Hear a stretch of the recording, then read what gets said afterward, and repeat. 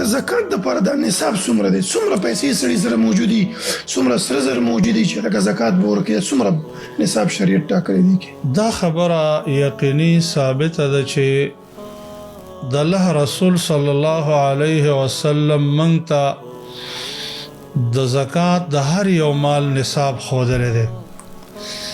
د مثال په طور باندې د هغه وخت پیسې وې سره زر او سپین زر، نو د سرو زرو نصاب یې ښودلی دی چې 20 مثقاله چې د دې نه 9 تولې 7.5 تولې جوړېږي. د سپینو زرو زکات یې ښودلی دی 200 درهمه چې د اوس وخت مطابق د هغې نه 55 تولې 52 تولې جوړېږي.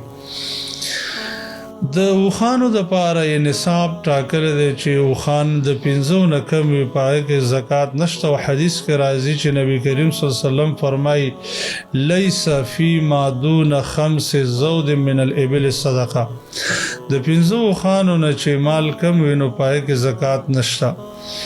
د غواګانو دپاره یې 30 نصاب مقرر کړی دی او د ګډانو چیلو دپاره یې 40 نصاب مقرر کړی دی. دا هغه مالونه چې د الله د نبی په دور کې به د دې نه زکات اخیستل کېده او نصاب یې مقرر کړی دی.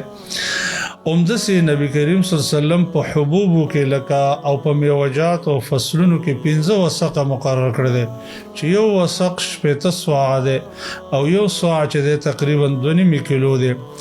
نو دا 250 کیلوګرامه چې غنم، اوربشې، جوار، کجوري او دغه رنګې مویز وسکې د دې نه کمې نو په هغې کې زکات نشته، ځکه د الله نبي فرمایي لیس فیما دون 5 اوسق من الحبوب او من التمر صدقه.